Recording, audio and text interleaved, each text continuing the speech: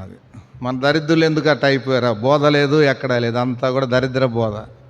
రెండో పునరుద్ధానం కడవర రాకడ గురించి ఏదో చెప్పటం ఎందుకు వచ్చిందో అర్థం కాదు. చెప్తే నష్టపోతారు, లేరు కదా. కాబట్టి మొదటి పునరుద్ధానంలో అందరూ అసలు మొదటి పునరుద్ధానంలో లేవు. ఎందుకంటే ఆ ప్రకారంగా భక్సింగ్ గారు దర్శనం మాదిరిగా సాక్ష్యం ఇచ్చి వచ్చిన వాళ్ళు ఎవరు లేరు భూమి మీద, చాలా తక్కువ. ఇంకా రెండో పునరుద్ధానంలో ఉండాలంటే మనము ఆత్మను అనుసరిస్తేనే అవకాశం. ఇంతకుముందు శరీరాన్ని అనుసరిస్తే తీర్పు ఉంది. నాకు వద్దులని ఏడకు వచ్చావు, మళ్ళీ వచ్చి నాకు నువ్వు ఏడకు వస్తావు. ఆయన అనుసరిస్తే ఆయన అందు ఉండాలి. రెండోది నువ్వు శరీరం నుంచి విమోచించబడాలి, పాప స్వభావాన్ని నుంచి. మూడోది దేహ విమోచన కోరుకోవాలి. నాలుగోది క్షయిత నుంచి అక్షయిత దర్చుకొని ఆత్మను బట్టి నువ్వు నిద్రించాలి. ఐదోది ఆయన వచ్చి నిన్ను తీసుకొని పోతాడు సమాధిలో ఉంటే, లేకపోతే మార్చబడితే. ఈ జీవితం లేకపోతే యు ఆర్ నాట్ క్రిస్టియన్. ఆ మాట అంటానికి కూడా మన నాలుగు అంగిట గడిచిపోద్ది, అనకూడదు. ఎక్కడ కూడా మేము క్రైస్తవులం అనే పాద అనొద్దు. ఎందుకంటే క్రైస్తవులు లాంటి వారం అని చెప్పండి. క్రైస్తవులు అంటే నాలుగు అంటికి పోద్ది, లేరు. వాక్యానుసారం బట్టి చెప్తున్నా. మీరు ఉండాలనుకుంటే ఆ వాక్యాన్ని ధ్యానించుకొని ప్రయత్నం చేయండి. బతకండి, నలుగురిని బతికించండి. ఆయన చచ్చిపోయి నిన్ను బతికిచ్చాడు, నువ్వు చచ్చిపోయి నలుగురిని బతికిమని చెప్పాడు. మనం బ్రతకటానికి కాదు బైబుల్, మనం చనిపోయి అనేకులు బ్రతికించటానికే. గోధుమ గింజ భూమిలో పడి చనిపోతేనే అది ఫలిస్తుంది. మనం చనిపోకుండా మనం క్రీస్తులో చనిపోయి ఆత్మను కలిగి మనం కూడా ఫలించాలంటే మనం చనిపోవాలి. చనిపోకపోతే ఇంకా అది నష్టాన్ని మనం చూసాం.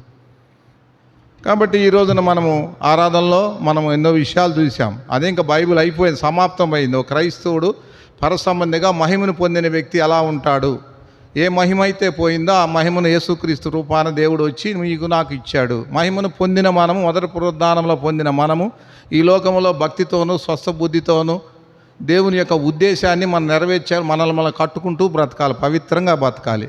బతకటమే కాదు, ఆయన మనల్ని ఎందుకు పెట్టాడంటే భూమి మీద పవిత్రంగా సత్క్రియలందు ఆసక్తి గల ప్రజలుగా తను తానేం చేసుకున్నాడు, ప్రాణం పెట్టి నిన్ను నన్ను ఆయన సిద్ధపరిచాడు.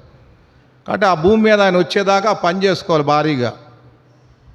అయితే ఆయన వచ్చి నిన్ను తీసుకుపోవాలంటే మళ్ళీ మనం క్రీస్తు నందు ఉండాలి, లోకంలో ఉండకూడదు.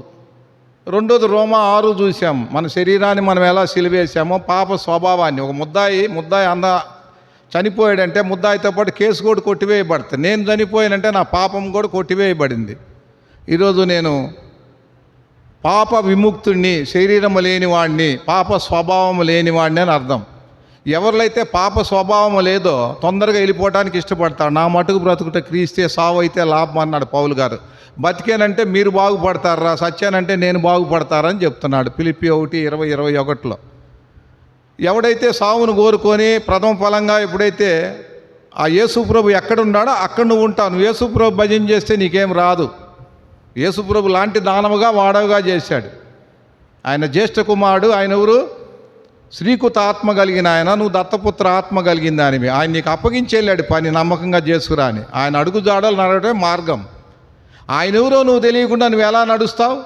అసలు యేసుప్రభు ఎవరు, ఎందుకు వచ్చాడు, ఏం చేశాడు, నేనేం చేయమన్నాడు? నువ్వు చేయకపోతే నీకు ఆడిస్తారా? లేదు. చివరిగా మనం చూసాం, ఇంతకుముందు మన పాపాన్ని బట్టి క్షయితలో ఉన్నాం. ఇప్పుడు క్రీస్తును ధరించుకున్న దాన్ని బట్టి అక్షయతలోకి వచ్చాం. ఈ శరీరానికి ఏమి లేదు. యేసుక్రీస్తు శరీరాన్ని బట్టి దావీదుగా ఉన్నాడు, సంతానముగా. ఆయన చనిపోయి తిరిగి చేర్చుట ద్వారా ప్రభావంతో దేవుని కుమారుడుగా నిరూపించబడ్డావు. ఈరోజు మనం కులములో మతములు అన్నింటిలో కూడా యేసుక్రీస్తులో మనం చనిపోయాం. ప్రభావంతో మనం దేవుని కుమారులుగా కుమార్తెలుగా లేపబడ్డాం. ఐఎమ్ గాడ్ సన్, నేను దేవుని కుమారుని, నేను దేవుని కుమార్తెని. అయితే ఇప్పుడు నేను ఎవరి కోసం బతకాలి? ఆత్మ కొరకు బతకాలి మనం. అలా ఉన్నప్పుడు ఆయన వచ్చి నా కోసం ప్రయాసపడ్డా. అంతటా ప్రభునందు మృతులైన మృతులు ధన్యులు, వాళ్ళు తమ ప్రయాసంలో మాని విశ్రాంతిలోకి వచ్చారని చెప్తారు. మొదటిగా వాళ్ళ పేరు రాయమని చెబుతాడు ప్రకటన 14:13. ఆయన కోసం బ్రతకకుండా, ఆయనలో లేకుండా మన ఇష్టానుసారంగా చేస్తే అది కాదు. తల్లి, అమ్మ, అక్క, అర్థం చేసుకోండి. ఒక మానవుడు దేవుడు కావాలంటే అసమానము. ఒక అక్షయత ధరించుకోవాలంటే అసమానము. ఒక మృత్యుమైన అమర్తం ధరించుకోవాలంటే ఒక దేవుడు ఒక్కడే. ఆ తర్వాత దేవుని కలిగిన క్రైస్తవుడు ఒక్కడే, ఇంక ఎవరు లేరు భూమి మీద. ఆ మొట్టమొదటి క్రైస్తవుడు యేసుక్రీస్తు వారు. రెండో క్రైస్తవుడు ఈరోజు ఎవరైతే వాళ్ళు. నేను చెప్పాలని రెండో క్రైస్తవుడు సిలువలో దొంగ. ఇంకా తర్వాత ఎవరో వరుస క్రమం నాకు తెలియదు. అబ్బాయి ఎవరో బాగా క్షమాపణ కోరుకున్నాడు. అది కరెక్ట్గా నిజమైన క్షమాపణ ఆరాధన. మనమంతా కూడా మాయలో బతుకుతున్నాం. దాన్ని ఏమంటారు మనము? దేంట్లో బ్రతుకుతున్నాం? భ్రమలో బతుకుతున్నాం. క్రైస్తవం అనే భ్రమ, రక్షించబడ్డామనే భ్రమ, పరసంబంధనే భ్రమ. ఎవరు లేరమ్మా. దండం పెట్టి మళ్ళీ చెబుతున్నా. నేను ఎందుకు చెబుతున్నానంటే, మీరు మోసగించబడ్డారు. ఇంక నా మాట వినకపోయినా మీరు పర్వతాలే. ఎందుకు చెప్తున్నానంటే, వాక్యం చెప్పేవాళ్ళే లేరు. ఇంక మీరు ఏడుంటారు అర్థం చేసుకోండి. ఎందుకు మళ్ళీ ఒక్కసారి మీ ఇందాక రిపీట్ చేసుకోండి. అవునా కాదా? ఆ దేవుడు ఇచ్చిందా కాదా? ఆ ప్రకారం నేను ఉన్నానా లేదా? ఉంటే నేను ఎత్తబడతానా లేదా? నేను మహిమ గలదానా, మహిమ లేదన్నా టాలీ చేసుకోండి. మీరు ఉండాలని నాకేం ఆశ. ఎందుకు ప్రయాసపడుతున్నా అర్థం. నా సాయి చూడొద్దు. బైబుల్. సరే, మనం బల్లను సమీపిద్దాం. ఇప్పుడు బల్లని మనం ఎందుకు ఆ బల్లలోకి మనం ప్రవేశిస్తున్నామంటే, ప్రవేశించుటంటే ఆ ప్రకారం మనం ప్రవర్తించి దాన్ని తీసుకునేదాన్ని ప్రవేశం అంటారు. మార్గం అంటే ఆయన ఎవరో మనకేం చేశాడో ఆయన అనుసరించడమే మార్గం అంటారు. ఆయన ఎవరో తెలియకుండా అనుసరించకుండా మన పరలోకం రాదు. ఇప్పుడు ఆయన మన జ్ఞాపకం చేసుకోకుండా ఆ బలలో మనం చేసామంటే, ఆ ప్రకారం ప్రవర్తించకుండా చేస్తే మనకు శిక్ష ఉందని చెప్తున్నాడు. ఆ రకంగా ప్రవర్తిస్తే నీకు నిత్య జీవం అని చెబుతున్నాడు. బల్ల రెండూ చెప్తుంది. కాబట్టి పనివాడు ఆహారానికి పాత్రుడు కాబట్టి, మనం భూమి మీద ఇందాక తీతు 2, 13, 14 వచనాల్లో ఉండాం కాబట్టి, ఏది నిరీక్షణ కలిగి ఈలోపు మనకు అప్పగించిన పని అనేది చేసుకుంటూ బలలో చేసుకెళ్తేనే మనకు అవకాశం ఉంటుంది. లూకాసు వార్త దైవ గ్రంథమైన పరిశుద్ధ గ్రంథంలో నుంచి లూకాసు వార్త 17వ అధ్యాయము. ఇది చాలా ప్రాక్టికల్ సబ్జెక్ట్ అమ్మ. మా సుగుణమ్మ ఏం చెప్పిందో పాపం కష్టపడాల్సి వచ్చింది. 17వ అధ్యాయము అక్కడ 20 నుంచి మనము 33 దాకా చదువుకున్నాం. అర్థసహితంగా. అంటే మనకు 3 వచనాలే కావాలి. మీరు కొద్దిగా అర్థం చేసుకుంటారని మీకు చెప్తున్నా. అందరం కలిసి చదువుకుందాం. లూకాసు వార్త 17వ అధ్యాయము 26 నుంచి 33 వచనాల దాకమ్మ. నోవాహు దినములో జరిగినట్టుగా మనుషుని కుమారు దినములో జరుగును. నోవాహు ఓడలోనికి వెళ్ళిన దినము వరకు జనులు తినుతూ తాగుతూ పెళ్ళాడుచు పెళ్ళికి ఇయ్యబడుచు ఉండిరి. అంతలో జలప్రళయం వచ్చి వారందరిని నాశనము చేసెను. లోతు దినముల్లో జరిగినట్టు జరుగును. జనులు తినుచు త్రాగుచు కొనుచు అమ్ముచు వారు నాటుచు ఇళ్ళు కట్టుకొనుచు ఉండిరి. అయితే లోతు సొదొమ ఇడిచిన పోయిన దినమున ఆకాశం నుండి అగ్నిగంధకములు కురిసి వారందరిని నాశనము చేసెను. ఆ ప్రకారమే మనిషి కుమారుడు ప్రత్యక్షముకు దినము జరుగును. ఆ దినమును మిద్ది మీద ఇంట ఉండువాడు తన సామాగ్రిని తీసుకొని పోవుటకు దిగకూడదు. అలాగనే పొలంలో ఉండువాడును తిరిగి రాకూడదు. లోతు భార్యను జ్ఞాపకము చేసుకొనుడి. తన ప్రాణము రక్షించుకొనగోరువాడు దానిని పోగొట్టుకొనును. దానిని పోగొట్టుకున్నవాడు దానిని సజీవముగా కాపాడుకొనును. ప్రభు సాయం కొరకు మోకరిద్దాం, ప్రార్థిద్దాం. ప్రేమ కలిగిన మా ప్రియ పరలోకపు తండ్రి, దయగల మా దేవా, నీ ప్రియకుమారుడు మా సొంత రక్షకుడు యేసుక్రీస్తు నామములో మరొకసారి మీ పాద సన్నిధికి వస్తున్నాం తండ్రి. జన్మ కర్మ పాపులం, నశించు నరక పాత్రలం, యోగ్యతే మంచి లేని నన్ను తండ్రి అనాది కాలం సంకల్పంలో నువ్వు జ్ఞాపకం చేసుకొని నీ సత్యాన్ని నాయన బయలుపరిచి అర్థం చేసుకొని అవగాహన కలిగి నీ సత్యవంతుడు నన్ను ఉంచిన దాన్ని బట్టి కూడా స్తుతిస్తున్నాం ప్రభువా. నా కొరకు నాయన పొందవలసిన శిక్ష యావత్తు నేను పొందాల్సిందంతా నువ్వు పొంది ఈరోజు నీ బిడ్డ కానీ సొత్తు కానీ స్వకీయమైన సంపాద్యముగా దైవ స్వభావంలో పాలివారుగా నువ్వు చేసిన విధానాన్ని బట్టి స్తుతిస్తున్నాం తండ్రి. అనేకులు ఆరాధించగలిగిన బిడ్డలందరిని బట్టి స్తుతిస్తున్నాం నాయన. తిరిగి నీ బలాన్ని మేము సమీపిస్తుండగా మమ్మల్ని మేము విమర్శించుకొని, మమ్మల్ని మేము పరీక్షించుకొని, మమ్మల్ని మేమే ప్రతిష్ఠించుకొని నీ బలలో యోగ్యంగా చేయవేటుకు నీ కృపానుగ్రహించమని ప్రార్థిస్తున్నాం. నిలవబడిన దాసుని జ్ఞాపకం చేసుకో తండ్రి. నా తలంపులు నా ఆలోచనలు అయిపోవచ్చు తండ్రి. నీ చిత్తానుసారమైన జ్ఞానాన్ని తండ్రి నీ బిడ్డలమైన మేము వినులాగన, గ్రహింపులాగన, అర్థం చేసుకునేలాగన, ఆ ప్రకారం జీవించులాగన, అనేకులు జీవింపజేసేవారికి ఉండుటకు నీ కృపానుగ్రహించమని, నా తలంపులు నా ఆలోచనలు అయిపరచమని, నీ ఆత్మ సంచారం మా మధ్య దయచేయమని, మమ్మల్ని అందరినీ కూడా నీ రక్తపోషణ తీసుకొస్తూ నీ సమాధానంతో పంపించమని, అయోగ్యంగా అపాత్రంగా నీ బిడ్డల బలలో చేయవేయకుండా నీ కృపగా అప్పగించుకుంటూ మా కొరకు త్వరగా రానున్న ప్రభువైన యేసుక్రీస్తు వారి నామములో స్తుతించి ప్రార్థించి అడిగి వేడుకుంటున్నాం తండ్రి. ఆమేన్. లూకాసు వార్త ఇక్కడ 17వ అధ్యాయంలో మనం 26 నుంచి ఆ 30వ వచనం దాకా 32 చూస్తే లోతు భార్యను జ్ఞాపకము. ఎవరు చెప్పారు ఈ మాట? లోకా చెప్పాడా? స్వయాన యేసు ప్రభు చెప్పాడు. రాబిడ్డ అని చెప్పి నాశనం చేస్తాను సొదొమ గోమోరని రాబిడ్డ అని ఆయన ఒడ్డుకు తీసుకొస్తే మళ్ళీ ఆడికి వెళ్ళిందామా?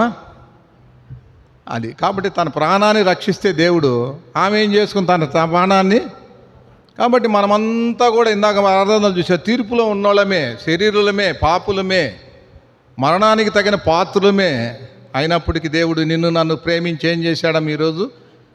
నిర్దోషులుగా నీతిమంతులుగా నీతిమంతురాలుగా చేశారు. నీతిమంతుడు అంటే నీతిని అనుసరించేవాడంటే ఆ చట్టాన్ని అమలుపరిచేవాడు. నీతిమంతుడు అంటే అర్థం ఏంటంటే మనకు ఇచ్చిన దానిని సక్రమంగా నడిచేవాడిని నీతిమంతుడు అంటాడు. నియమాన్ని పాటించేవాడే నీతిమంతుడు. కాబట్టి ఈ రోజున దేవుని ఆ ప్రభు అయిన యేసుక్రీస్తు వారి యొక్క దేవుడి చిత్తాన్ని మనం అనుసరించేవారుగా ఉండాలనే ఆ బల్లను మనం జ్ఞాపకం చేసుకుంటున్నాం. ఆ బల్ల దానికి అర్థమైంది, ఆయన పునరుద్ధానానికి సాదృశ్యంగా ఉంది ఆ బల్ల. ఆ బల్లను మనం ఎప్పుడైతే జ్ఞాపకం చేసుకుంటామో మన పాత జీవితం గుర్తొస్తుంది, కొత్త జీవితంలోకి మనకి ఇచ్చింది గుర్తొస్తుంది. ఆ పాత జీవితాన్ని చూసుకుంటే మన రోత జీవితము, అది తీర్పు జీవితం అనేది ఉంటుంది. కొత్త జీవితం నూతన జీవాన్ని కలిగిన జీవితం, తీర్పు నుంచి తప్పింపబడిన జీవితము, దేవునితో కుడిపాశాన ఉండే జీవితము, యేసుతో సమానమైన జీవితము, పరసంబంధమైన జీవితము, యుగయుగాలు నిలిచే జీవితము. ఆ జీవితంలోకి నువ్వు నేను రావాలంటే ఆయన చేసిన పునరుద్ధానాన్ని మనం జ్ఞాపకం చేసుకోవాలి. ఏదో గుళ్ళో వచ్చినట్టుగా కొబ్బరికాయ ఇచ్చి వచ్చి మా గోత్రం చెప్పి ఆ గోత్రం అయిన తర్వాత శతమాన భవతి శతేంద్రి అని చెప్పి ఆ శతగోపురం పెట్టించుకొని 150 వేసుకొని బొట్టు పెట్టుకొని దండం పెట్టుకొచ్చేది కాదు. సంఘము అంటే ఆయన జీవం గల సంఘం, దేవుడు స్వరక్తం ఇచ్చి కొన్నట్టి తన సంఘం అది, దేవుని సంఘం అది. దేవుని సంఘములో దృశ్యమైనవి కానీ, లోక సంబంధమైనవి కానీ, పాప సంబంధమైనవి కానీ, క్షయమయ్యే కానీ ఉండకూడదు. దేవుని సంఘంలో ఉండేవారంతా కూడా పర సంబంధులు, ఆత్మ సంబంధులు, ఆత్మలు. కాబట్టి ఆత్మ అయిన మనము లోకములో నిలవమైన పట్టణంలో మనము ఉన్నాం. కాబట్టి ఏదైనా మన శరీరానికి మచ్చ, ముడత, డాగు ఏదైనా అంటిందా అనేది మనం గమనించుకొని క్షమాపణ కోరుకొని, నీకంటిన దానికి నీకు నష్టం లేదు, నీ కోసం ప్రాణం పెట్టిన ఆయనకి నష్టం. నీ దేహాన్ని, నీ అవయాన్ని లోకానికి అప్పచెప్తే ఆయన శరీరాన్ని ఆయన అప్పచెప్పినట్టుగా మనము అర్థం చేసుకోవాలి. కానీ మనము ఇక్కడ దినము దినము దినము అని వచ్చింది, 3 దినాలు వచ్చినాయి. మొదటిది ఏందమ్మా? నోవాహు దినము, రెండోది లోతు దినము, మూడోది మనిషి కుమారుని దినము.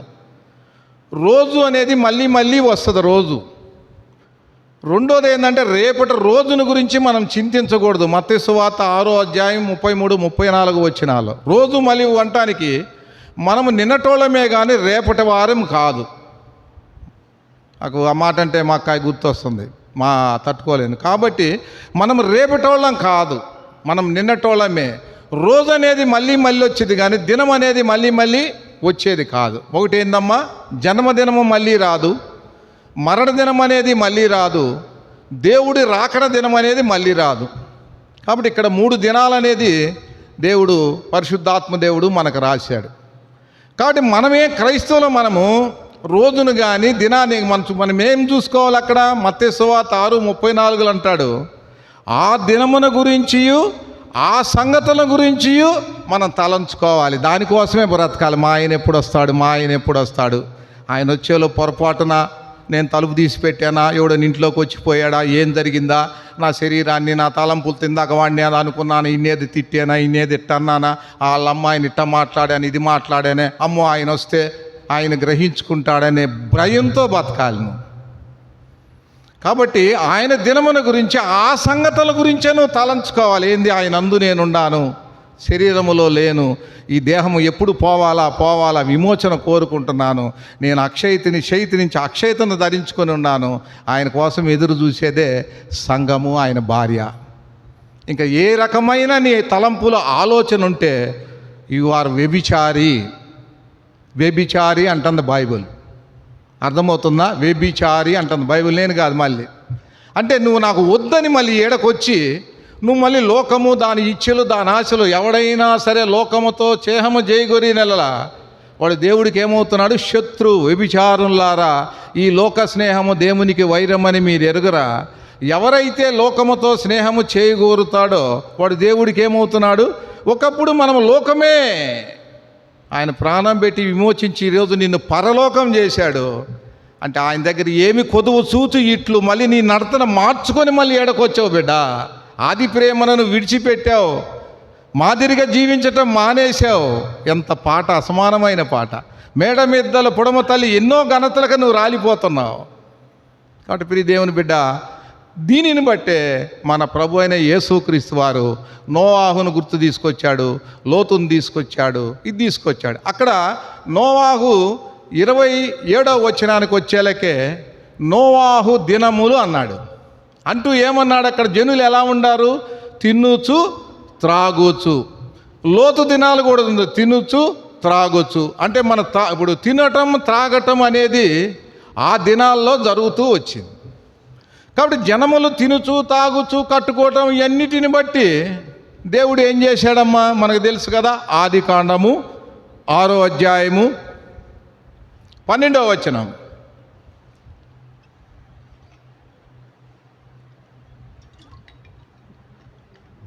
ఏందమ్మా భూలోకం చెడిపోవట దేవుడు చూసి?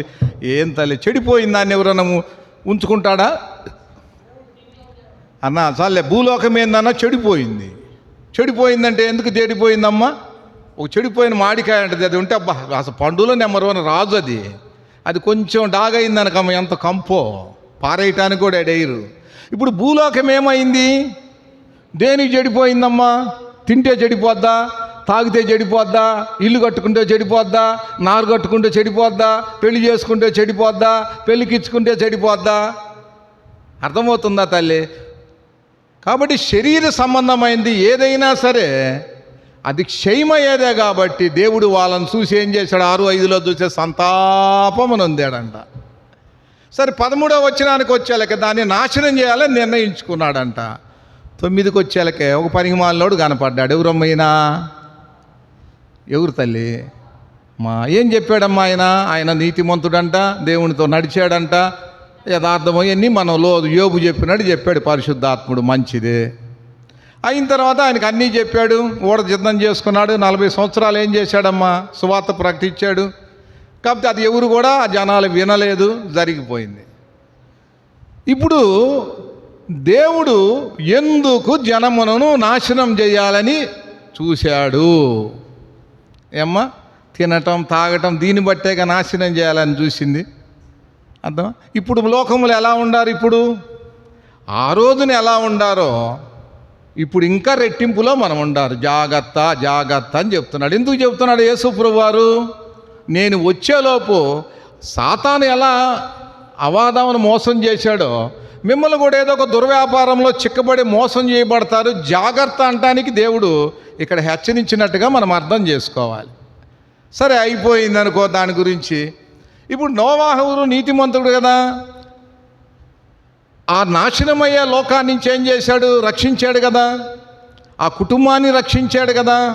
ఇప్పుడు నోవాహు ఏం చేయాలి? ఆదికాండము 9వ అధ్యాయము 20వ వచనం చూడు తల్లి. తల్లి చదువు తల్లి. వేసాడు, అన్ని చెట్లుంటే అదే వేయాల్సి వచ్చింది. కానీ తల్లి తల్లి ఇప్పుడు మనం అసలు దేవుడు నాశనం చేసింది దేనికి తల్లి? బైబిల్ చూసావుగా తల్లి, తాగుబోతుల కోసం నాశనం చేశాడు. దేనికోసం నాశనం చేశాడని నీకు తెలుసా తెలీదా? చెప్పాడమ్మా. 13వ వచనం చూడండి, మీకు అర్థమవుతుంది తల్లి. 6:13లో నోవాహు భూలోకం చూసి తిట్టా ఉంది, కాదు నేను నాశనం చేయాలనుకున్నాను, ఈ పని చేయవని చెప్పాడు. ఇప్పుడు ఈయనేం చేశాడు? ఇంగ్లీష్ బైబిల్, నాకు ఇంగ్లీష్ రాదులే కానీ వైన్ తాగాడంట. వైన్ తాగాడంట ఆయన. నీతిమంతుడు వైన్ తాగుతాడా? ఏదైతే మనం విడిచిపెట్టి వచ్చింది, దేనివల్ల దేవుడికి ఇష్టం లేనిది ఈ వ్యక్తి ఏం చేశాడా లేదా? చివరికి ఈ వ్యక్తి ఏమయ్యాడు అక్కడ? ఏమ్మా, తాగేదేదో కొంచెం తాగి సరిపోద్ది, వస్తే అసలు తాగడమే తప్పు. అతి మితం దాకా చూడు అంత చక్కగా రాశాడు పరిశుద్ధాత్ముడు. అది లోతుకి వెళ్తే అర్థమవుతుంది. అయితే ఇప్పుడు ఎవరు ఆయన చూసింది? హాము కాదమ్మా, మనవడు చూశాడు కానాను.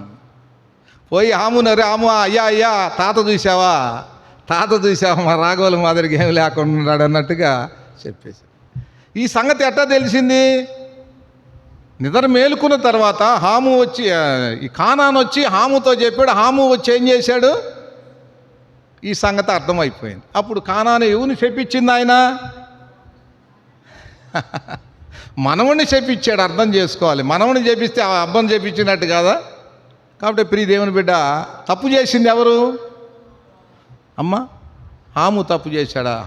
నీతిమంతుడైన నోవాహే తప్పు చేశాడు. ఎందుకంటే ఏ మద్యాన్ని సేవిస్తే దేవుడికి ఇష్టం లేకపోతే ఏ జలప్రాణాన్ని తీసుకొచ్చాడో అది తప్పని తెలిసి కూడా ఈరోజు నా ఆత్మీయ జీవితంలో ఈరోజు నువ్వు నేను ఎలాంటివి ఉన్నా నోవాహు లాంటి నీతిమంతులమే.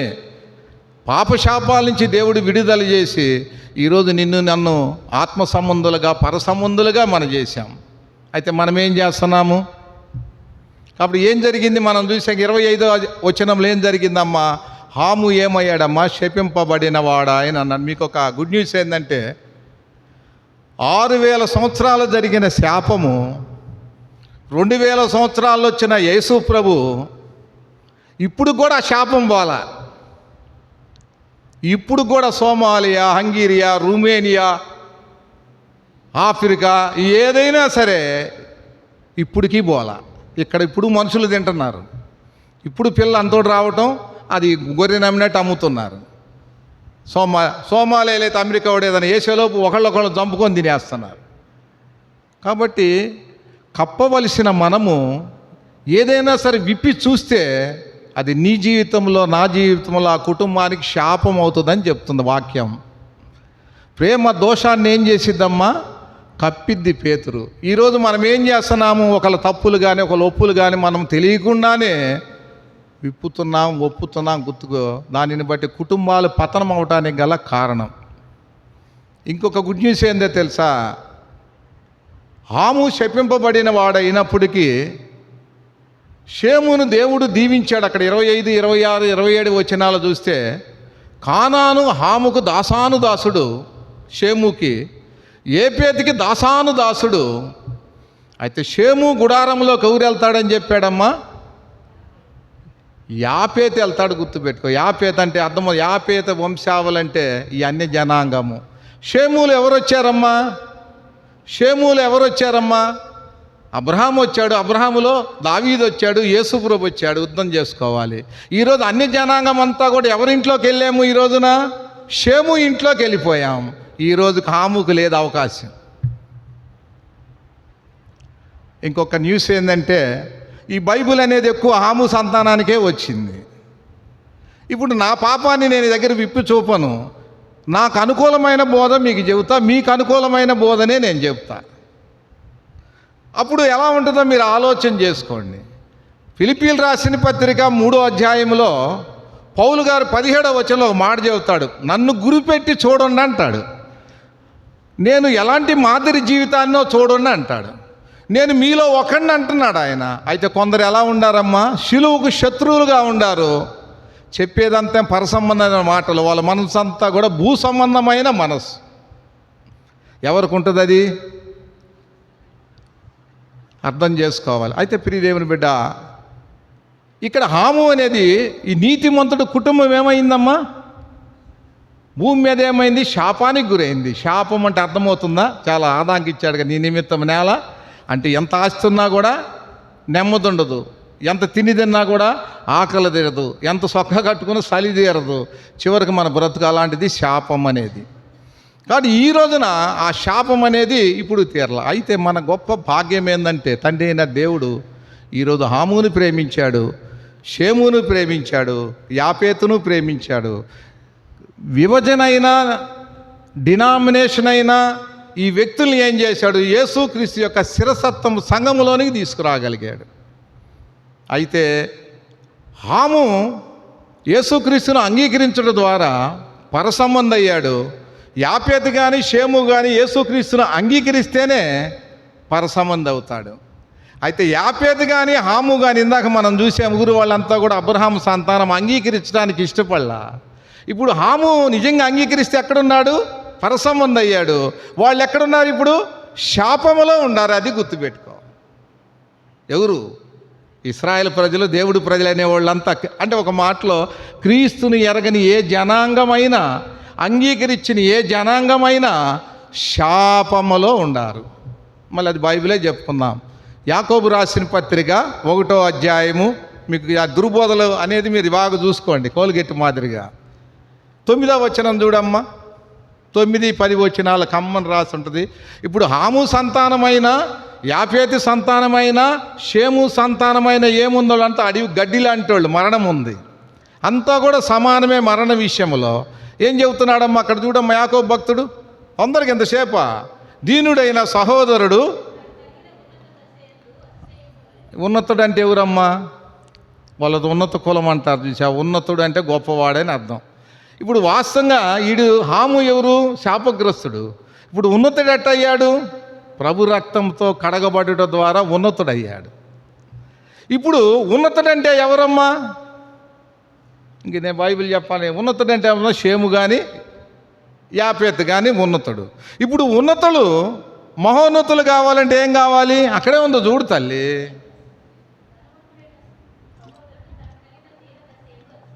అంటే వాడు ఏం చేసుకోవాలి? అన్నీ వదులుకోవాలి. సంఘంలో పునరుద్ధానం కావాలి. అప్పుడు ఏమవుతాడో వాడు ధన్యుడు అవుతాడు. ఇప్పుడు ఏది కావాలమ్మా నీకు? పరలోకం కావాలా, పాతాళం కావాలా? లోకం కావాలా, పరలోకం కావాలా? మరి మందిరానికి ఎందుకు వస్తున్నాం బిడ్డ? ఈ మాట అంటే ఎవరు రారు కూడా. అర్థమవుతుంది. అప్పుడు ఆ బొమ్మను మొక్కాం, ఇప్పుడు ఈ ప్రభుని బొమ్మను చేసి మొక్కుంటున్నాం. విగ్రహం అనేది ఏంటంటే మన అవసరాలు తీర్చేది, మొక్కుబడి చేసుకునేది విగ్రహం. ఆత్మదేవుడు ఏంటంటే అవసరాలు తీర్చాడు, ప్రాణాన్నే పెట్టాడు. ఆత్మదేవుడిని మన ఇహ సంబంధమైన అవసరాలు, పిల్ల చదువులు, ఉద్యోగాలు, రోగాలు, రొప్పులు ఏదన్నా నువ్వు అడిగావంటే ఆత్మదేవుడిని ఏం చేసావు బుజ్జమ్మ? విగ్రహం చేసావు. ఈరోజు సంఘాలంతా ఏం చేశారు? క్రైస్తవులు అనబడేవారు నిత్యదేవుణ్ణి, సత్యదేవుణ్ణి, అదృశ్యమైన దేవుణ్ణి ఈరోజు దృశ్యంలో ప్రార్థనల ద్వారా ఆయనని విగ్రహం చేశారు, విగ్రహ ఆరాధికుని చేశారు. కాబట్టి ప్రియదేవుని బిడ్డ, నువ్వు నేను కూడా ఈ లోకంలో ఉన్నప్పుడు నోవాగులా నీతిమంతులు అయినప్పుడు కూడా దేవుడికి ఇష్టము కానిది ఏంటంటే లోకము, దేవుడికి ఇష్టము కానిది ఏంటంటే శరీరము, దేవుడికి ఇష్టం కానిది ఏంటంటే రక్త సంబంధము. నువ్వు వాటిలో ఏటిలో ఏదో విషయంలో నువ్వు చిక్కబడి నీ నీతిని ఈ దుర్వ్యాపారంతో నువ్వు పోగొట్టుకుంటే నిన్ను బట్టి, నీ కుటుంబాన్ని బట్టి ఈరోజు లోకానికి ఏమొస్తుందమ్మా? సంఘానికి, జీవంగల సంఘానికి నష్టం వస్తుంది. ఇప్పుడు అదే జరుగుతుంది ప్రపంచంలో. జీవంగల సంఘానికి ఏమొస్తుందమ్మా? నష్టం జరిగిద్ది అనే సంగతి గుర్తుపెట్టుకో. మొదటి తలంపుగా ఎలా వచ్చిద్ది అనేది కూడా మళ్ళీ రెండో రూట్లోకి వద్దాం. లోకాసు వార్త 17వ అధ్యాయము. ఇప్పుడు 28వ వచనం ఏం చెబుతుందమ్మా? లోతు దగ్గరికి వద్దాం. లోతు దినాలు ఎలా ఉండయమ్మా? చెప్పండి తల్లి. అదే రకంగానే ఉండే, కొంత చేంజింగ్ ఉంది. జనులు ఎలా ఉండారమ్మా? తినుచు, అక్కడే గుర్తుపెట్టుకోండి, త్రాగుచు. అర్థమవుతుంది. వాళ్ళు కూడా ఎలా ఉండారమ్మా? త్రాగుచు. ఇప్పుడు ఈయన కూడా ఎవరు? నీతిమంతుడే లోతు. 2 పేతురు 2వ అధ్యాయము అక్కడ 5-6 వచనాల్లో చూస్తే నీతిమంతుడైన లోతు అంటాడు. అక్కడ కూడా మీరు 6వ వచనంలో మీరు చూడండి, ఒక్క మాట మీకు అందుకోవాలన్న ఆశ. 6వ వచనం చూడమ్మా. ఆ భక్తిహీనుల్ని దేవుడు నాశనం చేశాడంట. ఇక్కడ ఎలా జలప్రళయం కోసం భక్తిహీనులు నాశనం చేశాడు, అక్కడ సొదొమ గోమొర్రా వారిని కూడా భక్తిహీనుల్ని ఏం చేశాడమ్మా? అగ్నితో దేవుడు ఏం చేశాడు? నాశనం చేశాడు. అది ఎవరికి తెలుసు తల్లి? లోతుకు తెలుసు కదా. మరి భక్తిహీనులు అంటే వాళ్ళు తాగుబోతోళ్ళు, తిరిగిపోతోళ్ళు, సొదొమ ఉండారుగా. ఇంతకీ వీళ్ళు ఎవరు చెబుతారు ఒకసారి? ఆదికాండము 10వ అధ్యాయము 19వ వచనం చూడు తల్లి. ఆదికాండము 10వ అధ్యాయం 19వ వచనం చదువు తల్లి. ఆ, ఆ, ఆ. చదువమ్మా, అక్కడే ఉంది కదా 19. సొదొమ గోమర్ర వచ్చింది కదా. కనాన్ అంటే ఎవరు? హాము మా కొడుకే కదా. సొదొమ గోమర్ర ఎక్కడుంది? ఆ సంతానమే కదా, ఆ దేశమే కదా, వాళ్ళు అక్కడే ఉన్నారు కదా. వీళ్ళెవరు? నోవా కొడుకులే కదా, కొడుకులో సంతతే కదా. ఎక్కడికి వచ్చారు మళ్ళీ? ఒరే చాలమ్మా, నువ్వు అర్థం చేసుకుంటారా? నేను మీకు అట్లా టచ్ చేస్తున్నా, బ్రేక్ అంతే, వెళ్ళిపోకుండా. ఆదికాండం 10వ అధ్యాయం 19వ వచనంలో నీకు 16, 15 నుంచి ఆము సంతానాన్ని గురించి చెబుతున్నాయి. ఆముది నిమ్రోదు వర్షం వస్తుంది, అక్కడికి వచ్చేళ్ళకి అక్కడ ఉంది. ఇప్పుడు కానానీయులైనా, పెరిజీలైనా, హిత్తీలైనా, ఎబీసీలైనా వీళ్ళంతా ఎవరు? హాము సంతానము. దేవుడు ఎంత దుర్మార్గుడో నాకు తెలియదు కానీ, ఎంత మంచోడో నాకు తెలియదు కానీ 8 జాతుల్ని నాశనం చేశాడు. పాపం చేసి ఎవరికి ఇచ్చాడమ్మా? 8 జాతులు నాశనం చేశాడు. ఎవరి జాతులు? ఎవరి జాతులమ్మా? నేను ఎవరి జాతులమ్మ వీళ్ళు? నోవాకు కొడుకులే కదమ్మా, సంతానమే. అప్పుడు ఆ నీతిమంతుడే కుటుంబం లేనప్పుడు ఎందుకమ్మా ఆయన? అర్థమైందా? ఒక వ్యక్తి తప్పటడుగు వేస్తే ఆ కుటుంబాన్ని దేవుడు కూడా ఏం చేయడమ్మా? ఉపేక్షించాడు. కాదు 8 జాతులు వారిని నాశనం చేసి, స్టెప్పిని కూడా ప్రసంగంలో చెబుతాడు. తండ్రి అబ్రహాము హారాన్ నుంచి పిలిచి 8 జాతులు నాశనం చేసి దేవుడు ఆ కానాన్ని స్వాస్థ్యంగా ఇచ్చినట్టుగా ఈ రోజున ఆ సొదొమ గొమొర్రా పట్టణము కానీ ఇవి కానీ ఎవరా? వీళ్ళంతా కూడా హాము సంతానములో వారే. ఇక్కడ లోతు ఏం చేశాడమ్మా? ఆదికాండము 13వ అధ్యాయము 10వ వచనం చూడు తల్లి.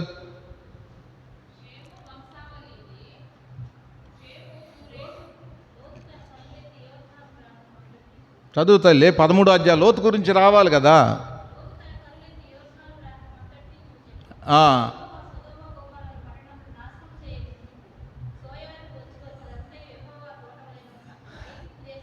ఎట్టా ఉందమ్మా ఆయన కన్నులకి? అదే 13 ఏం చెబుతుందమ్మా?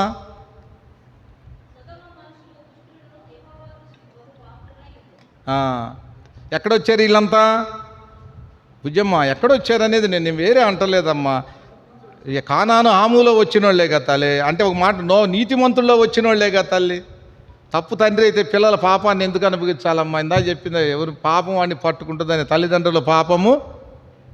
అది గుర్తుపెట్టుకో. ఏదో క్రైస్తవులకు రాదు, ఎవడు చేస్తే వాడిదే. మళ్ళీ గుర్తుపెట్టుకొని తిరిగి జన్మించి కనుక ఉంటే అది ఎక్కడో నాకు తెలియదు. నేను ఎక్కడ చచ్చిపోలో చూడాలని ఒక ఆశ. కాబట్టి ఇక్కడ ఏం చేశాడమ్మా? ఆయన ఆశించాడు. ఆ విషయాలన్నీ తెలుసు కదా లోతుకి. కాబట్టి అబ్రహాముని వెంటాడిన లోతు హెబ్రీయులు రాసిన పత్రిక 11వ అధ్యాయము 10వ వచనము, దేవుడు దేనికి శిల్పి నిర్మాణకుడై ఉన్నాడో ఆ పునాదులు గల పట్టణం వైపు చూశాడు అబ్రహాము. ఎవరమ్మా? విశ్వాసులకు తండ్రి. భూమి మీద బతికినంతకాలం గుడారాల్లో బతికాడు. అయితే లోతు ఎక్కడ బతికాడమ్మా? ఆయన అనుసరించే వ్యక్తి ఏం చేశాడమ్మా? ఏమ్మా? లోతు ఎవరమ్మా? కొడుకే కదా, అన్న కొడుకే కదా. ఎవరిని అనుసరిస్తూ వచ్చాడు? అబ్రహామును అనుసరిస్తూ వచ్చాడు. అయితే అబ్రహాములో ఏముంది? లోతులో ఏమి లేదు. అబ్రహాములో బలిపీఠాలు ఉండి, దేవుని ప్రత్యక్షత ఉంది. దేవుణ్ణి అడగంది ఏ పని చేసేవాడు కాదు అబ్రహాం. లోతు ఏం చేసేవాడమ్మా? సరే నా కాళ్ళు లేదు, నా కాళ్ళు లేనప్పుడు నేనేం చేయాలి? ఉన్నోడి దగ్గర నా ఉండాలా? యేసుప్రభు వారు అన్నట్టు నా సహకారులకు ఇస్తే పోయేది కదరా, వడ్డీ అన్నా తీసుకునేవాడిని కదరా, నువ్వు ఎట్టా పాతి పెట్టావన్నట్టుగా. ఇప్పుడు లోతు ఏం చేశాడు? వాళ్ళు బలత్కారులని తెలుసు, ఇదేం తెలుసు అని చివరికి ఏం చేశాడు? ఆ పట్టణానికి నాయకుడు అయ్యాడు, సొదొమ గొమొర్రా పట్టణానికి. ఇప్పుడు అసలు విషయం బయటకు వచ్చింది. చూడమ్మా, ఆదికాండము 19వ అధ్యాయము 30వ వచనం చూడు తల్లి.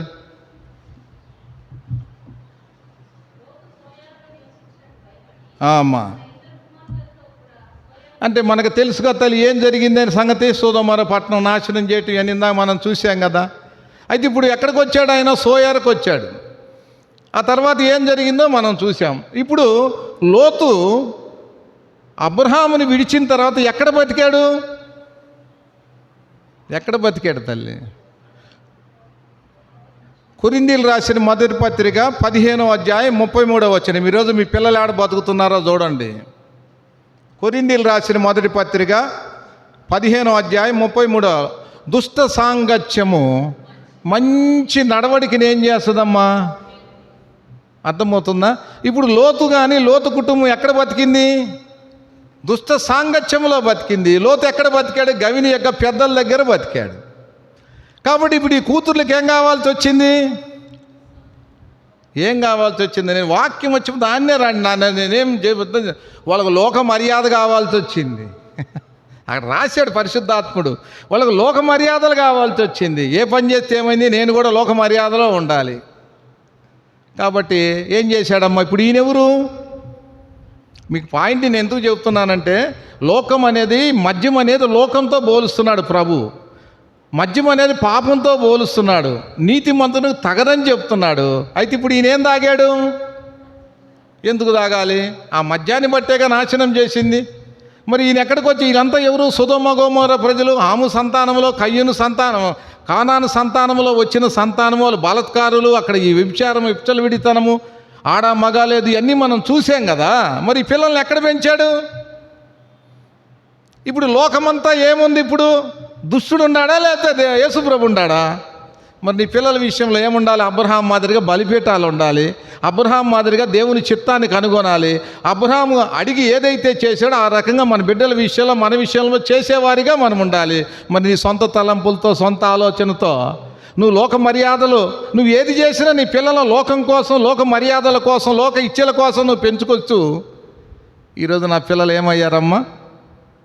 భ్రష్టులయ్యారే అని నువ్వు ఎంత బాధపడితే ఏమన్నా ప్రయోజనం ఉందా బిడ్డ? ఏమొచ్చారు వాళ్ళలో? ఇద్దరు వచ్చారు. ఎవరమ్మా? మోయాబీలు. 35వ వచ్చిన ఎవరమ్మా? మోయాబీలు. మంచిది. మోయాబీలు ఎవరమ్మా?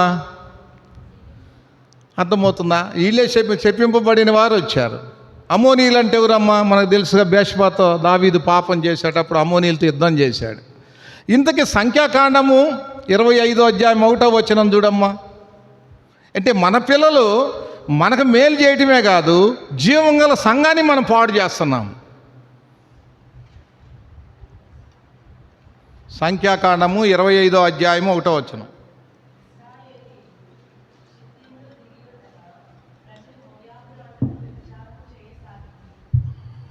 చదువు తల్లి.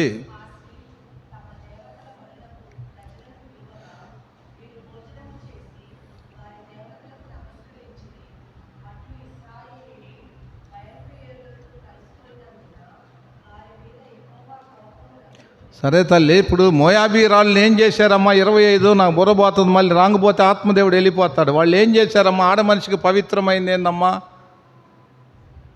మానము పవిత్రతను ఏం చేశారమ్మా? వాళ్ళు బాగా పెంచి పోషించి బాగా అందంగా తెచ్చుకొని ఏ దేవుని ప్రజల మీద ఏం చేశారమ్మా? వీళ్ళు పోగొట్టుకోవడానికి ఇష్టపడ్డారు. ఎందుకు? వాళ్ళ అపవిత్రులు చేయటానికి. చూసావు, నేను చెడింది కాక. ఈరోజు మన పిల్లలు, మన పరిస్థితి, కుటుంబాల లోకంలో ఎలా ఉందమ్మా? దేవుని పిల్లలు అనబడే వారి పిల్లలు మోయాబీ రాండ్ల మాదిరిగా ఆ బిలాం బోధన బట్టి వాళ్ళు ఏం చేస్తున్నారు తల్లి? ఇశ్రాయేల్తో ఏం చేశారు తల్లి? కాబట్టి దేవుడు సహించాడా? కాబట్టి ఇది ఎక్కడొచ్చింది ఈ సాంగ్యం అంటా నేను అడిగేది. ఏ దుష్ట సాంగత్యము ఈరోజు మంచి నడవకని ఎవరు పోగొట్టింది? లోతు కుమార్తెలా? జాగ్రత్త తల్లిదండ్రులారా, పిల్లల తప్పేమీ లేదు. కాబట్టి ప్రభు శిక్షలలోనూ బోధనలోనూ పెంచండి. అందుకే తండ్రులారా, తల్లులారా, మీ పిల్లలను కోపం రేపక ప్రభు శిక్షలోనూ బోధలోనూ పెంచమంటుంది. కోపం ఎప్పుడు వస్తుంది? అడిగిందల్లా ఇచ్చేసి ఇవ్వకపోతే వాడు ఏం చేస్తాడమ్మా? డంపు తీసుకొని తల్లిని చంపాడంట. రోజు సెల్లిస్తుంటే ఒకరోజు ఈ పిల్లక డంపు తీసుకొని కొట్టాడు, తల్లికి సచ్చాడు. అంతే, బ్యాట్కే కిడ్ బ్యాట్తో. పిల్లల కోపం ఎప్పుడు వస్తుంది? వాళ్ళకి అడిగినవన్నీ ఇస్తాం. ఎప్పుడైతే ఇవ్వవో కొట్టేస్తాడు. కాబట్టి ప్రభు శిక్షార్థమ తండ్రి శిక్షించిన కుమారుడు దుర్బీజుడు. యేసుప్రభుని శిక్షించాడు తండ్రి అయిన దేవుడి శిలువలో, నీ కోసం నా కోసం. మరి నీ బిడ్డలను నువ్వు శిక్షించవా? ప్రభు కొరకు, ప్రభు బోధ కొరకు. ఆ బల నీ గుర్తు రావట్లేదా? నీ బిడ్డని నీకు ఎందుకు ఇచ్చాడు? నువ్వు కలెక్టర్ అయితే, డాక్టర్ అయితేమి, యాక్టర్ అయితేనేమి, ఇందాక మనం చూసాంగా పాపమే అది పతనం అయిపోయేది. అయితే నువ్వు దేనికోసం చెప్పు? నిత్యత్వాన్ని, నిత్యజీవాన్ని, ప్రభుతో కుడిపాశాన్ని నువ్వు పోగొట్టుకొని ఈ లోకంలో ఎంత శతాధిపతివైనా అధిపతివైనా శూన్యము. కాబట్టి ఇక్కడ లోతు తన కుటుంబ వ్యవస్థ జీవితంలో మనం గమనిస్తే 1 యోహాను 2:15 ప్రకారముగా లోకాన్ని ప్రేమించాడు, లోకం మీద ఉన్నవాటిని ప్రేమించాడు. కాబట్టి లోతులో ఏమి లేదమ్మా, దేవుని ప్రేమ అనేది లేదు కాబట్టి ఆ కుటుంబ వ్యవస్థ పాడవటానికి గల కారణం చెప్పుకొచ్చాడు. Praise the Lord. సరే, ఇంతటితో దీన్ని ముగిచ్చేస్తారు 2 తలంపులు. ఇప్పుడు 3వ మాట ఎవరమ్మా?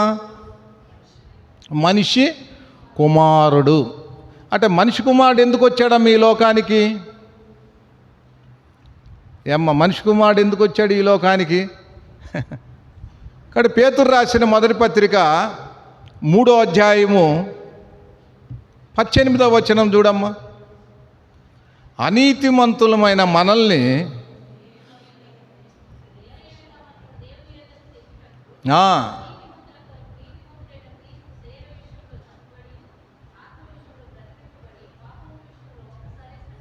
అర్థమవుతుందమ్మా. మనం అంతే ఎవరు అమ్మా? పాపులమి, మరణము, ఆత్మను పోగొట్టుకునేవారం మనం. అయితే దేవుడు ఏం చేశాడమ్మా? నీ కోసం నా కోసం శరీరంలో చనిపోయి నీ ఆత్మని నా ఆత్మని ఏం చేశాడమ్మా? ఆయన కాపాడి నిన్ను నన్ను ఏం చేశాడు తల్లి? ఆత్మ సంబంధులుగా చేసి ఇందాక ఎబ్రీ 9:28 ప్రకారముగా నాకు సాక్షిగా నా ప్రతినిధిగా ఉండమని ఈ లోకంలో అప్పచెప్పి నేను నీకేం చేశాను ఇతరులకు చేయమని చెప్పి ఆయన దామున ఆయన వెళ్ళిపోయాడు. మళ్ళా వస్తాను అని. ఈలోపు నిన్నేం చేయమన్నాడమ్మా? ఏం బుజ్జమ్మా?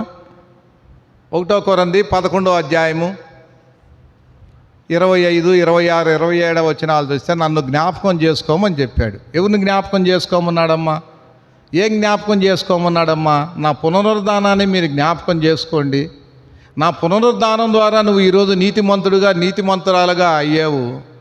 అయితే నేను వస్తానని చెప్పే కదా. ఈలోపు ఏమన్నాడు? 26లో నా మరణాన్ని ఏమన్నాడు? ప్రచురం చేయండి. అలా చేసి ఆ రొట్టెలో ఆ పాత్రలో చేయి వేయండి. అలా వేస్తేనే మీరెవరమ్మా? నా దానవి, నా వాడివి, నా బిడ్డవని చెప్పాడు. నువ్వు నిరపరాధివి అని చెప్తాడు. మనం చేస్తున్నామా తల్లి? ఏమ్మా, మనం ఏం చేస్తున్నామో చెబుతారు. అదైనా ఎవరైనా ఒట్టి మాటలు ఎవరు చేయట్లా? ఎక్కడా లేదు. ఏదైనా ఉంటే చెప్పండి. ఒకవేళ చేశాను బోగస్ కాదు, అది ఏదో సాంగ్యంగా చేసుకుంటున్నారు ఊరి మీద పోయి. అది కాదు. దేవుడు అది వేరు, ఆ ప్రేరేపణ వేరు, ఆ ప్రార్థన వేరు, అని పంపించే విధానం వేరు. అది మనిషి కుమారుడు. అయితే మనిషి కుమారుడు దినాల్లో మనల్ని మనిషి కుమారుడు ఈ లోకానికి ఎందుకు వచ్చాడు? ఆ మనిషి కుమారుడు స్థానాన్ని నీకు నాకు ఇవ్వటానికి వచ్చాడు. దేవుడు స్థానాన్ని, దేవుని ప్రతినిధులుగా, యేసేపు కనుక ఐగుప్తు ప్రతినిధిగా, ఈరోజు లోకంలో క్రీస్తుకు ప్రతినిధులుగా మనల్ని పెడతానికి వచ్చాడు. అయితే మనం ఏం చేస్తున్నాం బిడ్డ? నీతిమంతులైన మనము ఏమ్మా ఏం చేస్తున్నాం చెప్తామా? ఎఫెసీయులకు రాసిన పత్రిక 5వ అధ్యాయము 15వ వచనం చూడమ్మా. దినములు చెడ్డవి కనుక సమయమును పోనివ్వక సద్వినియోగము చేసుకొనుచు అజ్ఞానుల వలె కాక జ్ఞానుల వలె నడుచుకుంటూ దేవుని చిత్తం చూడమని చెబుతున్నాడు. రెండోది ఏం చెబుతున్నాడు? మద్యముతో మత్తులయ్యి ఉండకనే అంటాడు. దాంట్లో దుర్వ్యాపారము గలదంటాడు. ఆత్మపూర్ణులయ్యుండు అంటాడు. ఇప్పుడు మనం ఎవరుమి బుజ్జి? మనం ఎవరుమ్మా అంటే పూర్ణం తెలుసు కదా. పూర్ణం ఎలా ఉంటుంది? బోండాలాగా ఉంటుంది. అంటే మనం పునుగులాగా ఉందనుకో, లోన ఏముంటుంది? లోన పప్పు ఉంటుంది. ఇప్పుడు మనం ఎలా ఉంటాము? పూర్ణంలాగా కనపడతాం పైకి, బుజ్జి అనే మనిషి నీ లోన ఎవరు ఉన్నారు? ఆ పప్పు అనే పరిశుద్ధ ఆత్ముడు ఉన్నాడు. ఆత్మ ఏం కావాలి? మనల్ని కమ్మేయాలంటే అర్థమైంది. ఏది చేసినా ఆత్మతో మనం నడిపింపబడాలి. ఆయన పర్మిషన్ చేసుకోవాలి. కానీ దేవుడి చిత్తాన్ని నెరవేర్చేది ఆత్మే, నువ్వు నేను కాదు. నువ్వు సస్తే నీలో పరిశుద్ధ ఆత్మ లోన ఉంటే ఆయన నిన్ను నడిపిస్తాడు. అయితే నువ్వేం చేస్తున్నావు బిడ్డ? మద్యంతో మత్తులయ్యావా లేదా? ఏంది ఆ మద్యము? ఏంది మద్యం తల్లి? నీ చిత్తం తీసుకోవడమే దుర్వ్యాపారము, మద్యము. ఆయన్ని హ్యాండిల్ చేయకుండా ఆయన నువ్వు ఓవర్లుక్ చేసి నీ అంతటా నువ్వు తీసుకోవటమే దుర్వ్యాపారం. అర్థమవుందా అమ్మ, అక్క? దేవుడికి స్పష్టంగా చెప్పాడు కదా, ఈ పని చేయండి అమ్మ, నేను మళ్ళీ వస్తా తీసుకుపోతానని. మరి ఈలోపు ఎందుకమ్మా? రావణాసురుడు అంట స్నానానికి పోతా ఆత్మలింగాన్ని తీసుకున్నాడంట శివుడిది. ఆత్మలింగాన్ని తీసుకొని పోతా స్నానం చేయాలి కదా, బ్రాహ్మణుడు కదా ఆయన. ఎవరికి ఇద్దామని చూస్తే అది కింద పెట్టకూడదంట. పెడితే ఏమవుతుందమ్మా? ఆత్మ ఆరిపోద్దంట. సరే, గొళ్ళెలు కాసుకునే ఒకడిని పట్టుకుని కనపడ్డాడు. ఆడు ఒకవేళ వినాయకుడు అనుకో వచ్చాడు. ఈయన పోయి వచ్చేళ్ళకి 5 నిమిషాలు టైం అన్నాడు. ఈయన జపం చేసి వచ్చేళ్ళకి కింద పెట్టాడంట. ఆత్మలింగం ఏమైంది ఈరోజు? అదే మన దేశంలో అదేమంటారమ్మా? ఇప్పుడు ఆత్మలింగం ఏమన్నా ఎవరైనా చెప్తారా అన్నా? ఇప్పుడు ఆత్మలింగం అది ఆ రావణాసుడి ఊరి పేరు ఏదన్నా గుర్తురాట్లా. కాబట్టి మనము కూడా ఈరోజు ఆత్మలమే. ఆయన పర్మిషన్ లేకుండా, ఆత్మ పర్మిషన్ లేకుండా ఏదైనా నువ్వు పర్మిట్ చేస్తే నువ్వు దుర్వ్యాపారంలో ఉండవు. దాని ద్వారా ఏం జరుగుద్దమ్మా? నువ్వు మద్యంతో మత్తులయ్యావు. ఇందాక మనం ఏది చూసాం? ఆ లోతు నోవాహులో ఎలా జరిగిందో ఈ లోకంలో ఎలా ఉన్నాయమ్మా దినాలు? భార్యాభర్తలకు సఖ్యత లేదు, అన్నదమ్ములకు సఖ్యత లేదు, అక్క చెల్లెలకు సఖ్యత లేదు, స్నేహితులకు సఖ్యత లేదు, లోకంలో ఒకరికొకరు సఖ్యత లేదు. ఎవడు బ్రతుకు వాడిదే, ఒకడికొకడికి సంబంధం లేదు, ఎవరి స్వార్థం వాడిది. ఇలాంటి దినాలు, భయంకరమైన దినాలు. ఇంకా లోకం ఎలాంటిది? నేను చెప్పేది మన కుటుంబంలోనే మనం చెప్పుకున్నప్పుడు లోకంతో మనకేముంది? దినములు చెడ్డవి కనుక నీ సమయాన్ని పోగొట్టుకోవచ్చా తల్లి? ఏంది నీ సమయం పోగొట్టుకుంటే నీ ఆయుష్ ఎంత, నీ బ్రతుకెంత? మనమంతా ఎవరు అమ్మా? నిన్నటి వారమే, రేపటి వారం కాదు. మా అక్క సుధారాణి బుద్ధి రావాలి, వంశాని కులానికి బుద్ధి రావాలి. మా అక్క ఏమైందో నాకు తెలియదు, అసలు జరిగినట్టే నాకు తెలియదు. కాబట్టి మనము అర్థం చేసుకోవాలి. కాబట్టి మనము సమయాన్ని మనం పోగొట్టుకుంటే మళ్ళీ తిరిగి మనం అసలు సమకూర్చుకోలేనిది ఏందమ్మా? సమయము, ప్రాణము. మరి నీవు ఇంకా దుర్వ్యాపారం అంటే ఏదైతే ఉండకూడదని ప్రభు చెప్పాడు, నువ్వు దాంట్లో ఉండి నువ్వు చేస్తే లేతు కుమార్తెల మాదిరిగా, నోవాకు కుమారుల మాదిరిగా, ఇక ఈ సంఘం గతి ఏందమ్మా? దేవుని గతి ఏందమ్మా? ఇంకా ఆయన సంగతి ఏందమ్మా? కాబట్టి ఏంటిది ఆ దుర్వ్యాపారము అంటే? అక్కడే చూడమ్మా, ఎఫెసీ 5వ అధ్యాయము 10, 11, 12, 13 వచనాలు చూడు తల్లి. మనం ఎవరమ్మా? వెలుగులమి, దేవుని సంబంధులమి. God is light.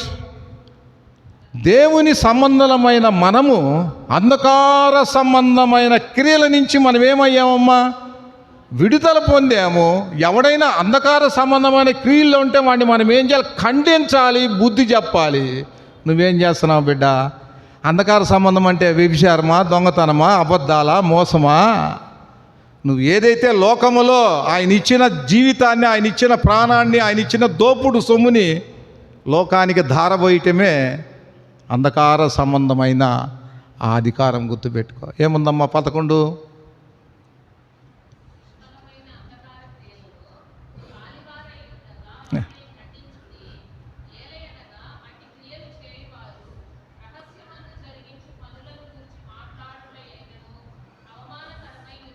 ఏంటిదమ్మా రహస్యమందు? ఏంటి అమ్మా రహస్యమందు జరిగించే పనులంటే? ఏంటి అమ్మ వీడా? ఏం శ్యాంబాబు ఏడున్నావు? ఎందుకు బాధపడాలి, చచ్చిపోవాలి? కాబట్టి మనం వెలుగు సంబంధం అని చెప్తున్నామే కానీ రాత్రి అంటే చీకటి. అది కొంతమంది ఏంది అర్థం కాదు. తీతు రాసిన పత్రిక 1వ అధ్యాయం 16వ వచనంలో చూస్తే, వారు దేవుని ఎరుగుదమని చెప్పుకొనుదురు కానీ వాళ్ళు ఎలాంటి వాళ్ళమ్మా? అసహ్య కార్యాలు చేసేవాళ్ళు. చూడు తల్లి, తీతు 1:16.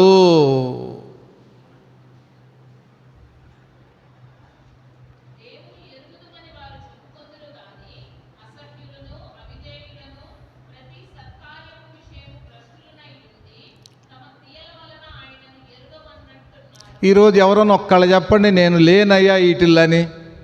నీకున్న దాంట్లో తృప్తి పడకుండా, లేనిది ఆశించకుండా, నేను ఇలా ఉన్నాను, ఎందుకన్నావయ్యా నువ్వు అడిగితే, నేను దేవుని కలిగానయ్యా, నా ప్రభు నా పరలోకం ఇస్తాన్నాడయ్యా, నా ప్రభు కోసం నేను కనిపెట్టుకున్నానయ్యా, ఇది శాశ్వతమైంది కాదయ్యా అని ఎవడన్నా అక్కడ చెప్పమను. కాబట్టి అక్కడ ఏం చెప్తుందో సుగుణ, అందరూ కూడా సచ్చేరు అని చెప్తుంది. చూడమ్మా 14వ వచనం, నిద్రిస్తున్న నువ్వు మేలుకో, ఓ క్రైస్తవుడా, ఓ క్రైస్తవురాలా, మేలుకో, సావులో ఉండవు, దేవుడి నీ మీద ప్రకాశిస్తాడు. ఇకనన్నా మార్చుకో. ఎందుకో తెలుసా? దినాలు చెడ్డవి, సమయాన్ని పోనివ్వగాక సద్వినియోగం చేసుకో. అజ్ఞానిలాగా ఉండగాకో, జ్ఞానిలాగా బతుకు. దేవుడి చిత్తం నీకు తెలుసు, ఎందుకు నువ్వు పని చేస్తున్నావు. అర్థమైందమ్మా? కాబట్టి నిద్రిస్తున్నాను మేలుకో మేలుకో అన్ని సార్లు ఉంది. రోమా 13 కూడా ఉంటుంది చూసుకోండి. అక్కడ రోమా 13:12 కూడా ఆ మాట ఉంటుంది చూడమ్మా. మళ్ళీ మీకు కావాలి అన్ని సార్లు అదే రాసి, బైబిల్ ఒకటే అది అనేక రాశారు కానీ. అంటే రోమీలు రాసిన పత్రిక 13వ అధ్యాయం 13వ వచనం చూడండి. 12, 13 కూడా అదే ఉండి 14 అంటాడు, మెట్టుకు క్రీస్తును ధరించుకున్న మీరు శరీర విషయముల ఆలోచన చేసుకొనకుడి. ఇప్పుడు దుర్వ్యాపారం అంటే అర్థమైందా సుగుణమ్మ? ఏ శరీర విషయం నువ్వు ఆలోచన చేస్తున్నావో నువ్వు మద్యంతో మత్తులయ్యావు. నువ్వు దుర్వ్యాపారంలో ఉండావు, నువ్వు చచ్చిపోయావు. ఎఫీసీలతో చెబుతున్నారు. ఎఫీసీలు ఎవరో తెలుసా? గొప్ప వాళ్ళు, అస్రోత దేవత, భూలోకానికి ఆమె మాత, మంచి విగ్రహారాధన కలిగిన హైందవ కుటుంబం కలిగిన వారు. అపోస్తల కార్యాలు 17, 18 వచనాల్లో ఆ ఎఫీసీల గురించి ఎంత పోరాడో పౌలు గారు. వాళ్ళకి క్రీస్తు సువార్తను ప్రకటించి వాళ్ళని సంఘాన్ని కట్టాడు, ఎఫీసీ సంఘాన్ని. కానీ ఇప్పుడు ఎలా ఉందాం? ఎఫీసీ సంఘం నిద్రపోతుంది, మరణములో ఉంది. కాబట్టి ఈ 4వ తలంపుగా యేసు ప్రభు తన చిత్తాన్ని నెరవేర్చాడు మనిషి కుమారుడు.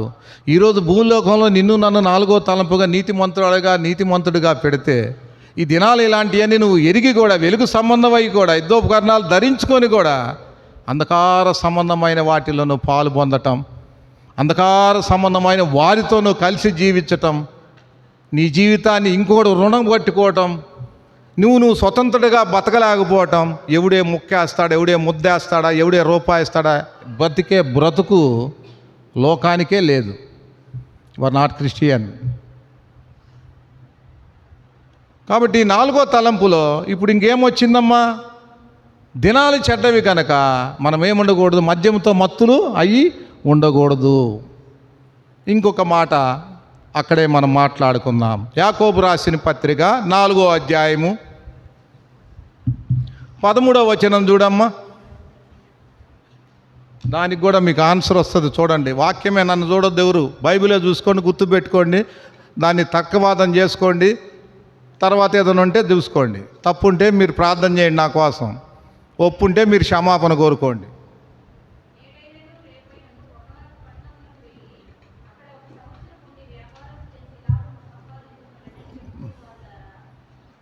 చదువు తల్లి 14.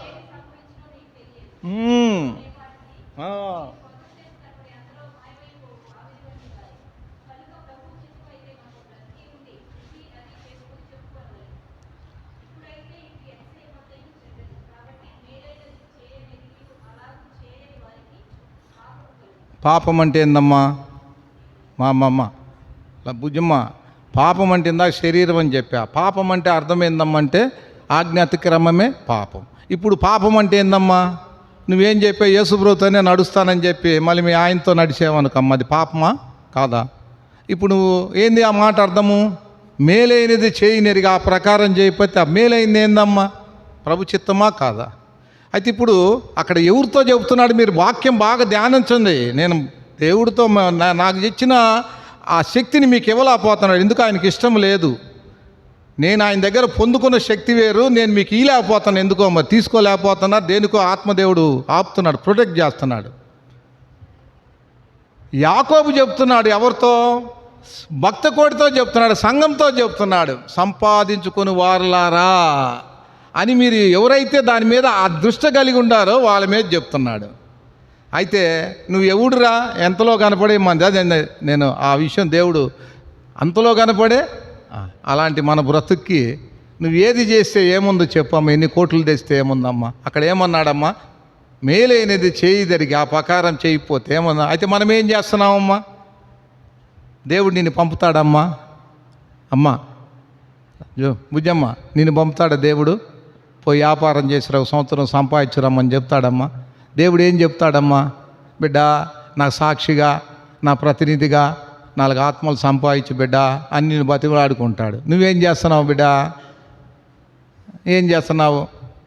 కాబట్టి ఎవరు నేను అనేది ఆ పాయింట్ రావట్ల జనాలకి. అది నా తలంపా దేవుని తలంపా, నా చిత్తమా దేవుని చిత్తమా? సంవత్సరం పోయి చేసుకొని రాండి అనే సంగతి. అయితే నువ్వేం చెబుతావు? దేవుడి కొరకే దేవుడు స్థలం కొనుక్కోవాలి, పొలం కొనుక్కోవాలి, దేవుడి కొరకే మనం అనుకుంటాం. అయితే దేవుడు నీకు చెప్పాడు, ఆయన కూటికి లేనోడా, నీకెందుకు అమ్మయ్యి? అక్కడేమంటున్నాడు తల్లి, కాకపోతే మన డంబముల ఎందు ఏం చేస్తున్నామమ్మా? మా అబ్బాయి ఆడా, మా అమ్మాయి ఏడా, అదేడా ఇదేడా ఇవన్నీ చెప్తున్నాం. ఎవరికి వచ్చింది తల్లి చివరి తిప్ప? సరే మీ అబ్బాయి ఉండాలి అన్ననో ఏడో ఉండాడు నేను అనుకోగాకమ్మా, ఒకవేళ $10 కోట్ల వచ్చేసినాయి అనకమ్మ, ఈ ప్రశ్న వేసుకోవాలి గుర్తుకమ్మా. అక్కడ ఆ నాదెల్లా వచ్చినట్టుగా వచ్చింది అనుకో తల్లి, ఊరికి అనుకుందాం మనం. రోమీలు రాసిన పత్రిక 6వ అధ్యాయం 12వ వచనం చూడు తల్లి.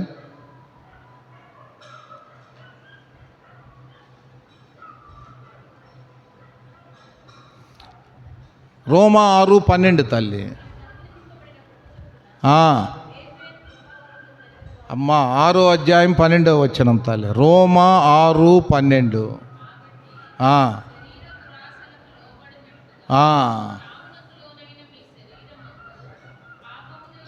ఇప్పుడు అర్థమైందమ్మా. మేలేదని చేయనిరిగా ఆ ప్రకారం చేస్తే పాపం అంటే ఈ శరీరానికి ఏముందమ్మా బిడా?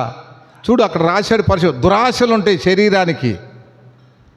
ఒకవేళ నీకు దురాశ ఉంది, ఆశ ఉంది, బిడ్డ బాగుండాలి, సంపాదించుకోవాలనే సంగతి ఉండొచ్చు. అయితే ఈ ఆశ అనేది అర్థమవుతుందా? నీ శరీరానికేగా. అయితే నీ ఏ ఆశని శరీరం నిలిచేది కాదుగా. నిలవని దానికోసం నువ్వు ఎందుకు నీ బిడ్డను త్యాగం చేశావు? అక్కడ ఏమన్నాడో చూడు, నీ పాపం ఏలుబడి చేస్తుందా, నీ ప్రభువు నిన్ను ఏలుతున్నాడా? అర్థమవుతుందా తల్లి? ఇప్పుడు క్రైస్తవులు పంపము చేసేవారు ఎంత వచ్చినా ఏం చేసినా అది ఎవరి కోసము అంటే మన సౌఖ్యం కోసము, మన సంతోషం కోసం, మన దురాశ కోసం, మన స్వార్థం కోసమా? అంటే మనల్ని ఏళ్తుంది ఎవరు? లోకమా, ప్రభువా? ఈ 30-40 సంవత్సరాల్లో ఈ పోగాలము సాతాను తీసుకొచ్చి పెట్టాడు చిచ్చు. 6000 సంవత్సరాల నుంచి కుల వృత్తులే ఉండే. ఎవడు వృత్తి వాడు చేసుకొని సాయంత్రానికి గోసి పెట్టుకొని వాడు అటు ఇటు నీళ్ళు పోసుకుంటే చిన్నవాడు వచ్చాడా, పెద్దవాడు వచ్చాడా, వాడు వచ్చాడా, తండ్రి అంతా కలుసుకొని ఒక ముద్ద తిని పడుకొని మళ్ళీ పొద్దున్న దురాలోచన కలిగే తేకులని వెళ్ళిపోయి ఇది జీవితం. చెప్పులు కుట్టేవాడు చెప్పులు కుట్టుకున్నాడు, గుడ్లు ఉతికేవాడు గుడ్లు ఉతికాడు, కటింగోడు కానీ ఎవడు బ్రతుకాడు బతుకు. పాపం లేని జీవితం జీవించారు. ఇప్పుడు నిద్రలేస్తే బెయిన్ స్ట్రోకులు ఎందుకు వచ్చినాయి తల్లి? కాబట్టి మనిషిని కుమారుడు రాకడ దినాలు ఇలా ఉన్నప్పుడు ఆ మనిషి కుమారునికి సాదృశ్యంగా నిన్ను భూమి మీద పెడితే నువ్వు చేస్తుంది ఏంది బిడ్డ? కాబట్టి మీ దేవుని సంగమా అర్థం చేసుకో నీ జీవితంలో, నా జీవితంలో. కాబట్టి మన ప్రాణాన్ని ఇందాక మనం చూసాం. లోతు భార్యను జ్ఞాపకం చేసుకో, ఆమె ఏం చేసిందో జ్ఞాపకం చేసుకో. ఎందుకు చెప్తున్నానంటే మత్తయి సువార్త 6వ అధ్యాయంలో 21వ వచనం చూస్తే భూమి మీద 19:21 చూస్తే ధనాన్ని సమకూర్చుకోవద్దన్నాడు. ఇది ఏదైనా శిథిలం అయిపోయేది. పరలోకాన్ని ధనాన్ని కూర్చుకున్నాడు. పరలోకంలో ధనం ఎక్కడ ఉంటుందంటే భూమి మీద నువ్వు సమర్పణ కలిగితే ఆడుంటుంది. 21 ఏమంటాడంటే నీ ధనం ఎక్కడున్నదో నీ మనసు అక్కడే ఉంటుంది. ఇంతకు నీ హృదయమే అంటే నీ మనసు కానీ నీ హృదయం కానీ ఎక్కడ ఉండాలమ్మా? నీ హృదయంలో ఎవరు ఉండారమ్మా? నీ హృదయంలో ఉన్నవాడు లోకములో ఉన్నవాడి కన్నా కూడా గొప్పవాడు. మరి నీకెందుకు పోగాలం వచ్చింది? ఎవడు చెప్పాడు నీకు? కాబట్టి క్షమాపణ కోరుకుందాం. ప్రభువా, నా జీవితంలో నేను ఇలాగ ఉండాల్సిన దాన్ని ఇలా అయ్యాను, నా స్వబుద్ధిని ఆధారం చేసుకున్నాను, నా జ్ఞానం కొంది వాళ్ళని చూసి వీళ్ళని చూసి నేను నష్టపోయాను. ఆయన ఈ లోకంలో ఎన్ని కలిగి ఉంటేమి ఆయన ఆసాపు చెప్పినట్టుగా ఆకాశం ముందు నువ్వు ఉండంగా ఈ లోకంలోది నాకు ఏది కూడా అక్కర్లేదు ప్రభువా, నన్ను క్షమించు నాయనని క్షమాపణ కోరుకుంటే ప్రభులో కృప ఉంది, క్షమాపణ ఉంది, సంపూర్ణ విమోచనం ఉంది. చివరిగా 5వ మాటతో నేను ముగిచ్చేస్తా.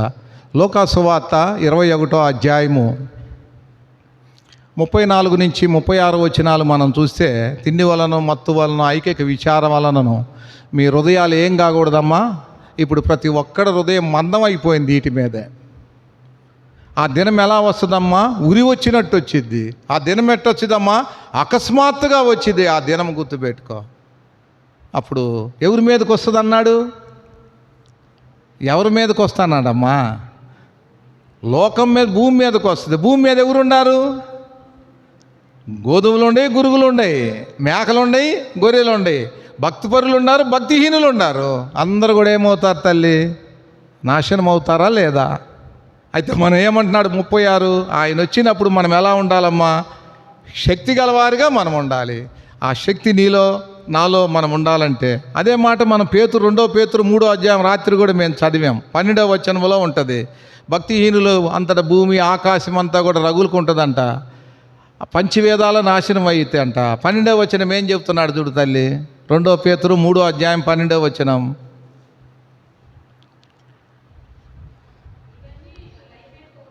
ఆ 12 చదువు తల్లి, టైం లేదు అందుకు. 12 అమ్మా, చదువు తల్లి.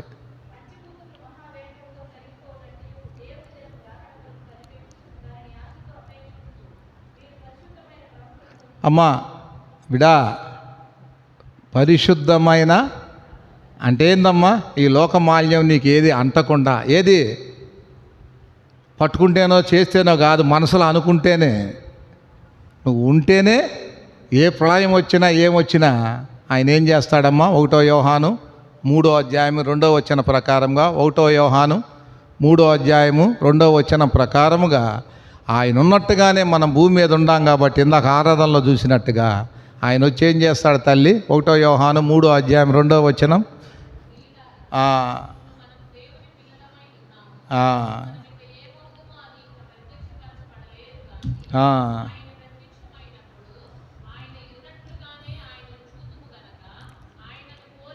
ఆయన ఎలా ఉంటాడమ్మా?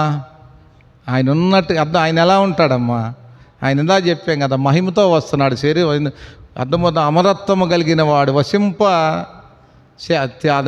ఆ కోటి సూర్యుల కంటే ఎనిమికలు కలిగిన వాడు వస్తుంటే నాలాంటి నీలాంటి బిక్కా పకీర్ లాంటి వాళ్ళు ఆయన ఎదుర్కోవాలంటే మళ్ళీ ఎంత శక్తి కావాలి తల్లి? అర్థమవుతుంది. ఆయన ఉన్నట్టుగానే నువ్వు ఉండాలి. అంటే ఉండాలంటే ఎలా? ఈ లోక మాలిన్యం అనేది, దృశ్యమైనది, ఏ బంధం అనేది ఏది కూడా నిన్ను నన్ను అంటుకొని ఉండకూడదు. భర్త కానీ భార్య కానీ వారి వారి ధర్మాలే కానీ లోకపరంగా బంధం అనేది నీ జీవితంలో ఉంటే నువ్వు విడవబడతావు. అదే దేవుని వాక్యము. అదే నువ్వు ఆయన జ్ఞాపకం చేసుకో.